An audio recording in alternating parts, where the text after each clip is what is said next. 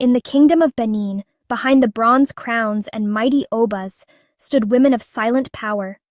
Not just queens, but warrior priestesses, political strategists, and mothers of kings. They were called the Iyoba, the queen mothers, and they didn't just whisper behind the veil, they ruled. The title Iyoba was born in the 16th century. It all began with Oba Esiji, one of the most iconic kings of Benin. His mother, Idia, was more than a queen. She was his advisor, protector, and the force behind the throne. When war broke out between Benin and the Igala people to the north, Idia didn't stand aside. She raised troops, consulted oracles, and led rituals to summon the spirits of victory. Without her, there may have been no king at all. To honor her, Esiji created a new royal position, the Iyoba, mother of the Oba. The Iyoba was no ceremonial title. She ruled her own court, commanded her own army, and even had her own palace, called Egwe Iyoba. She sat in the council of chiefs. Whispers say no major decision was made without her spiritual insight. She was the kingmaker, and sometimes the power behind the king.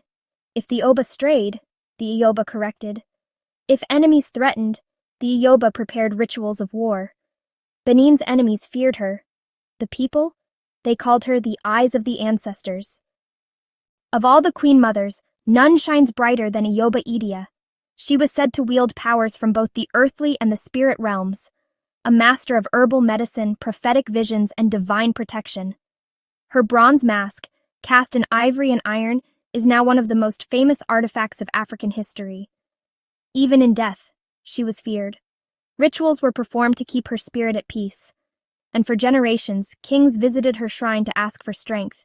To this day, the people of Benin say, she was not just a mother, she was a force of destiny. The Iyoba shaped a tradition where women led from the shadows and the front line.